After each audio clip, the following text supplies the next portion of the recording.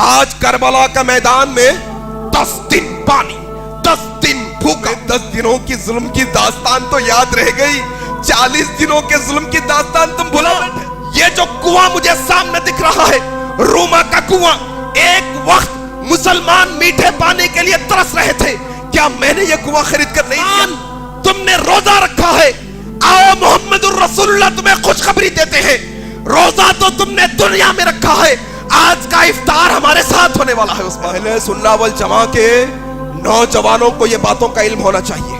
کون سی بات؟ آج کربلا کا میدان میں 10 دن پانی، 10 دن بھوکا، 10 دن ایسا کیا گیا، 10 دنوں تک ظلم کیا گیا۔ تمہیں 10 دنوں کی ظلم کی داستان تو یاد رہ گئی، 40 دنوں کے ظلم کی داستان تم بھلا بیٹھے۔ تمہیں 40 دنوں کا ظلم نہیں نظر آیا؟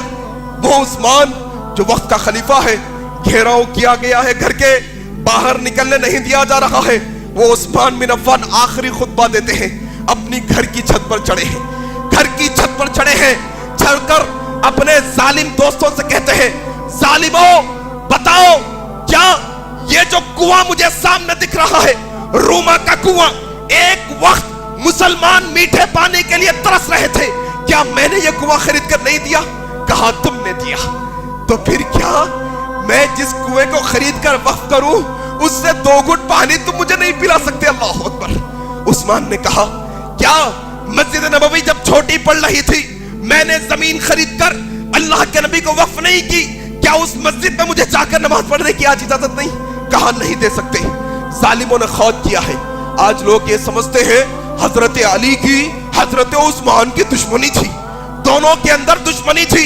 اعوذ باللہ، آواز سنو، دنیا کی کوئی تاریخ کی کتاب یہ بات سے انکار نہیں کر سکتی۔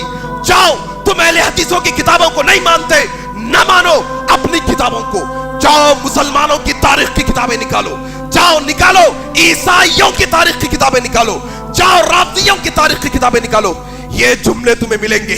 کیا محظور کیا گیا عثمان بن عفان کو؟ حضرت علی رضی اللہ تعالیٰ عنہ نے کہا حسن حسین تمہارے خالو پر ظلم کے پہاڑ توڑے جا رہے ہیں، جاؤ ان کی پہرے داری کرو۔ کون حضرت حسین؟ کون حضرت حسین؟ کون حضرت حسن؟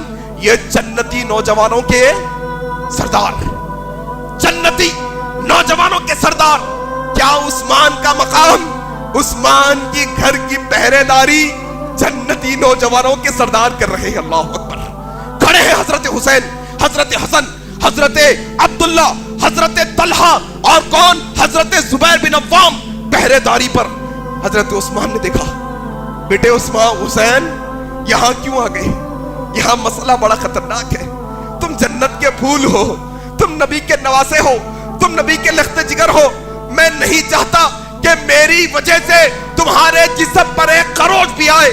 میں تمہیں تمہارے نانا کے خدا کا واسطہ دیتا ہوں، میں تمہیں نانا کے رب کا واسطہ دیتا ہوں، چلے جاؤ یہاں سے، چلے جاؤ۔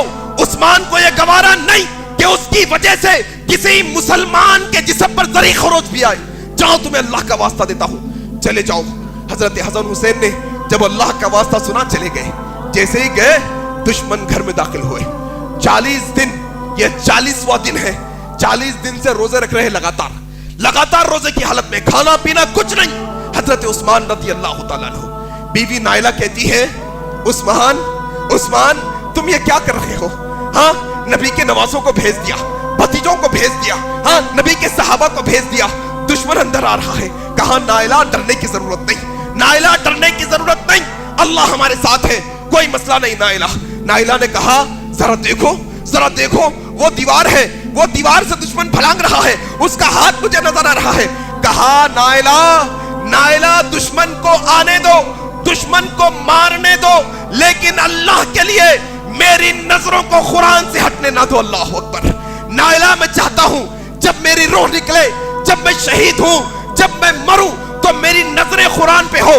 جب رب تعالیٰ روز محشر مجھ سے پوچھے عثمان کیا کر کے آیا ہے، تو رب تعالیٰ کو کم از کم یہ کہہ سکوں اللہ تیرے کلام کو پڑھتے پڑھتے موت کے گھاٹ اتر کر آیا ہوں۔ اللہ اکبر۔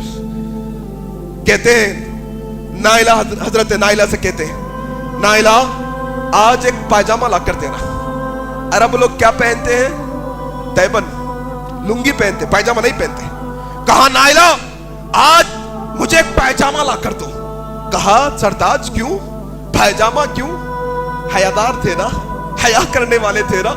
کہا نائلہ آج دشمن مجھے قتل کرنے والا ہے، پائجامہ پہنا رہوں گا تو مرنے کے بعد بھی میرا ننگا جسم کسی کو نظر نہ آئے. یہ غیرت ہے میری. اللہ اکبر. اور آج یہ عثمان بن عفان کے چاہنے والے نوجوان پھٹے کپڑے، پھٹے جینز پہن کے پھر رہے، اندر کا جسم نظر پتا نہیں. یہ نوجوان ٹائٹ اور چست لباس پہن کر پھرتے ہیں، عثمان بن عفان کے چاہنے والے نوجوان.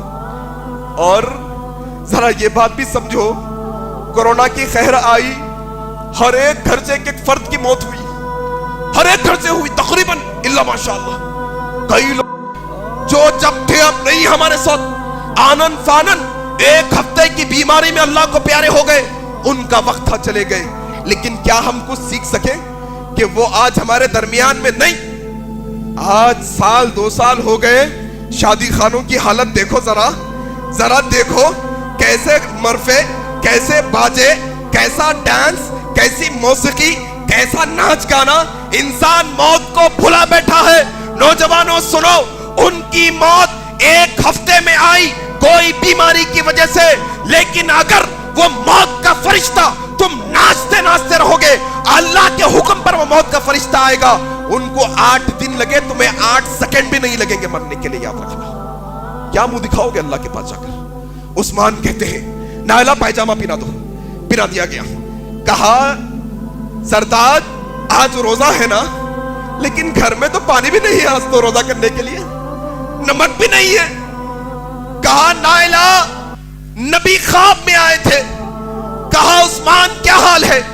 کہا رسول اللہ 40 دن سے روزے رکھ رہا ہوں، افطاری کرنے کے لیے کچھ نہیں.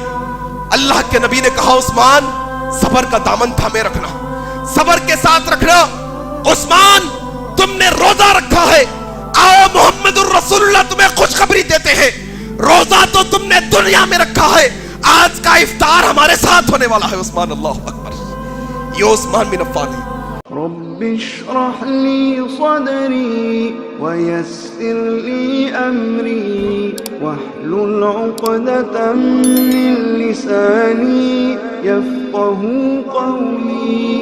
رب اشرح لي صدري ويسر لي أمري واحلل عقدة من لساني يفقه قولي.